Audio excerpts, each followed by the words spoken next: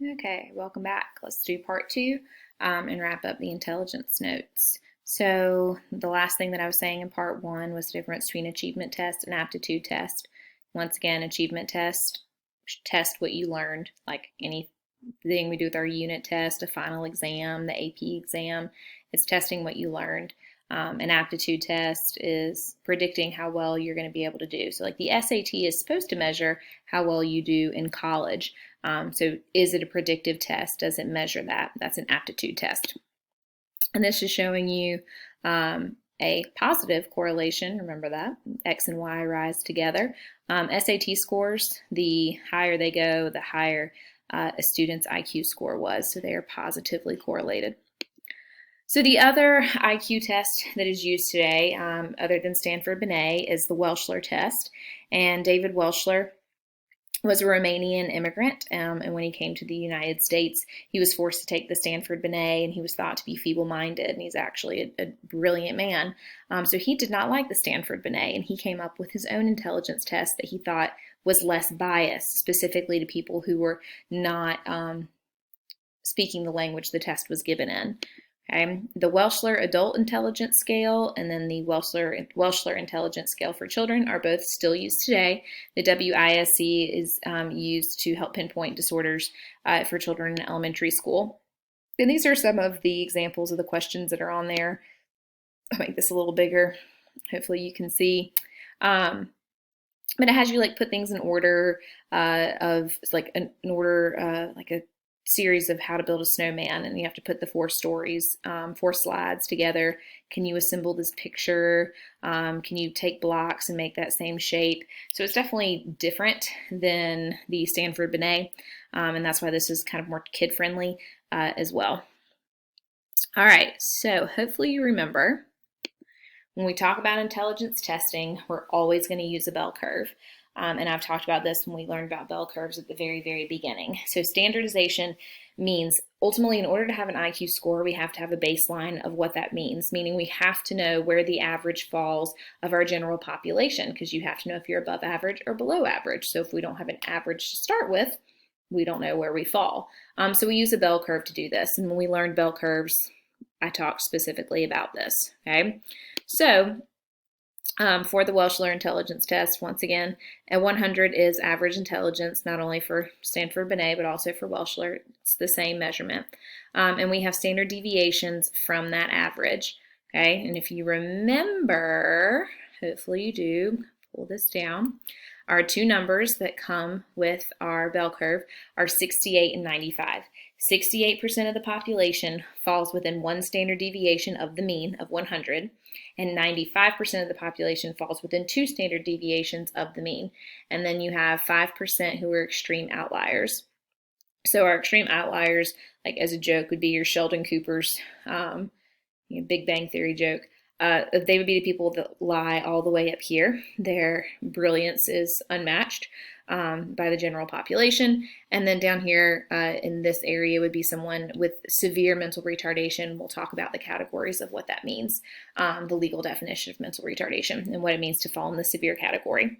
So 70 and above puts you, 70 to 130 puts you within what we would consider a normal range of intelligence, 70 to 130, because they are within two standard deviations of the mean of 100, okay? The Flynn effect, I highly doubt this is something they would bring up on the AP exam, especially now. Sometimes it's a multiple choice question, but the Flynn effect is showing us that IQ scores are rising over time, which shouldn't be a shock because when we started testing people's IQs, compulsory education was still new. Access to resources, access to have like books at home, especially for children, was like still very uncommon. And think about today, all of the resources that we have, that we start grooming our children to be intelligent at such a young age. My child has probably 100 books in this house, and that was, not the case 50 years ago. It wasn't the case when I was a kid. So just to kind of point that out, that we believe intelligence scores are just rising and rising, which means we're just getting smarter and smarter as each generation goes on. The terms that you do have to know, these very well could show up on the AP exam that you're going to have because they love them are reliability and validity. Reliability, it means a test, an intelligence test, a measure of your intelligence, has to give dependably consistent scores. So what that means is that scores correlate, like the SAT and IQ scores, they correlate. You're going to do better on the SAT, the higher IQ that you have. The test, retest reliability, and split half reliability. Test, retest reliability is like you would take a test, this month. And then if you took that similar test, not obviously the exact same one with same questions, but if you took it again the next month, your scores would be roughly the same. If they were not roughly the same, the test is not reliable. Split half reliability is where you have 100 questions on a test, and if I gave you all the even numbers on Monday and all the odd numbers on Tuesday, your score should once again be roughly the same for that. And if they were not, then the test is not reliable. Okay? So reliable means the test is working, like it's giving consistent scores. Validity is, does the test measure what the test is actually supposed to measure? Content validity, like for example, if I gave you a final exam and for AP psychology and there were math questions on it, like math questions that had nothing to do with psych, that's not a valid test of your knowledge of psychology. It's not valid. I can't use that to measure if you actually gain the knowledge you were supposed to gain, excuse me. Predictive validity is, does the test actually predict future achievement? A lot of people argue this with the SAT, like does the SAT actually measure how well you're going to do in college? And a lot of people say no, because it doesn't measure your ability to make schedules and turn in assignments, your will to get up and go to an 8 a.m. class. It doesn't measure any of that. So just because you perform poorly on the SAT doesn't mean you're going to be a bad college student. And just because you perform wonderfully on the SAT doesn't mean you're going to be a good college student. So people argue that it's not a predictive valid test. Okay. All right, almost done. Intelligence testing through life. Bottom line, your IQ is stable. What you test when you are a child, carries through adulthood. Yes, you become smarter, but your IQ score would stay the same. Like you become smarter because you learn more, not because your IQ changes. Intellectual disability, going now on the extreme low of the intelligence score. The number you have to know for mental retardation is 70. Anything below a 70 is legally categorized by mental retardation, meaning that the person has difficulty adapting to the demands of living alone. It's only 1% of the population. Down syndrome does fall in the mental retardation category, and we talked about that in Unit 3. You have an extra 21st chromosome to have Down syndrome. And mainstream education has changed over time, because it used to be that if you fell in the category of mental retardation, you were not allowed to come to school, and obviously that is not the case now. This is what I want to point out. Your mild mental retardation, your IQ score falls with 50 to 70, moderate 35 to 50, severe 20 to 35, which is what I was talking about on the bell curve, and then profound is below 25, and this would be someone that would require consistent aid and consistent supervision. They would not be able to really do anything for themselves at all. Okay. Of the people who fall in the category, the overwhelming majority are mild. If someone falls in the category of mental retardation, they normally fall in the level of mild, not moderate, severe, or profound. These are very rare. The high-end extreme of intelligence, if you read your book and saw your caption, this kid is Sheldon Cooper. By the age of 14, he had multiple Ivy League degrees and insanely brilliant. On the other extreme, but we look at gifted education that goes along with that, and tracking students. At what point, is it considered okay to track a student for higher education? And self-fulfilling prophecy. If you're told you're smart, then you will grow up to be smart, is what self-fulfilling prophecy means. All right, so let's talk about genetics and intelligence. Identical twin studies that we've done. Identical twins, shockingly, guess what? Have roughly the same IQ. Heritability, remember the extent for which you and I are alike due to genes or environment, applies with it because of this example right here.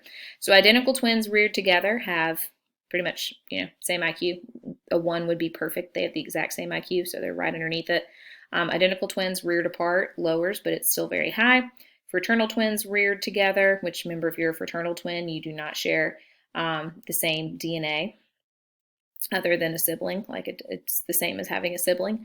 They're low, and then siblings reared together are even lower. So this is showing you the influence of genetics when it comes to intelligence, and you probably see that in your own family because you are, once again, looking at your sibling thinking, oh, I'm way smarter than they are. And there's unrelated individuals living together, so the lowest correlation where it comes to IQ scores.